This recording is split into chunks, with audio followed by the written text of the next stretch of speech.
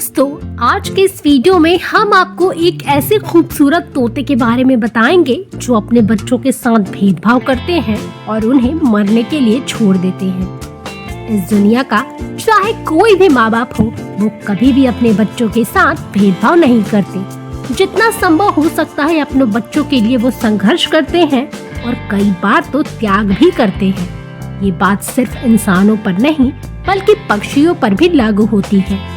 आपने देखा होगा कि कई पक्षी अपने बच्चों की सुरक्षा के लिए क्या कुछ नहीं करते, लेकिन आज हम आपको जिस पक्षी के बारे में बताने जा रहे हैं वो अपने बच्चों के साथ भेदभाव करने के लिए काफी मशहूर है।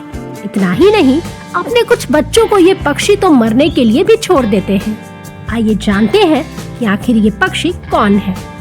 हम जिस तोते के बारे में बात कर रहे हैं उसे स्कारलेट मैका कहते हैं, जिसे लाल तोता भी कहा जाता है।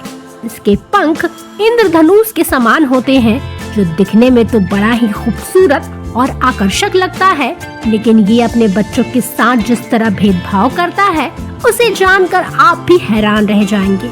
इतना ही नहीं, इस बारे में गहराई से जानने के लिए वैज्ञानिकों ने इस बारे में काफी कुछ पता किया और ये जाना कि आखिर ये पक्षी ऐसा क्यों करते हैं।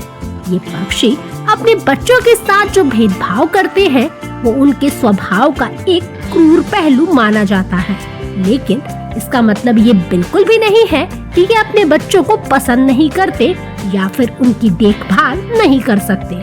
कई बार भरपूर संसाधन और सारी चीजें उपलब्ध होने के बाद भी जानबूझकर ये पक्षी अपने छोटे बच्चों को खाना नहीं देते हैं। इस तरह के भेदभाव का कारण एक या दो चूजे ही जिंदा रहने की कला सीख पाते हैं। स्कारलेट मैका के बारे में ये भी कहा जाता है कि ये जितने ज्यादा बच्चों को पालते हैं उससे कहीं ज्यादा बच्चे पैदा करते हैं। आपको बता दें कि इसके बच्चों में 26% दूसरे चूजे और लगभग सभी तीसरे और चौथे चूजे बच्चे पैदा करने से पहले ही मर जाते हैं।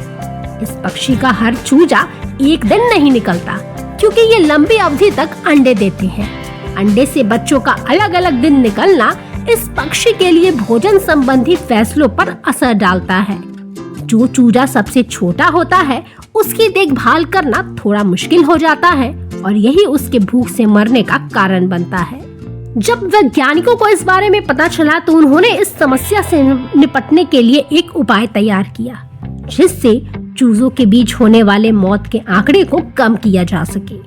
यानी कि ये ऐसी व्यवस्था है जिसमें दूसरे बच्चों को किसी और तरह से पालने की व्यवस्था हो, जिससे मूल माता पिता पर इसका दबाव ना हो या कम हो। उन चूजों को बचाने के लिए उन्हें कुछ हफ्तों तक कैद में रखा जाता है और फिर उन्हें दूसरे घोंसलों में रख दिया जाता है। इसकी सफलता इस बात पर निर्भर करती है कि चूजे लगभग समान आकार के हों, ताकि माता पिता उन्हें अपना समझ सके और आगे उनका पालन पोषण कर सके। ऐसी और जानकारी के लिए देखते रहे अच्छा जी.com।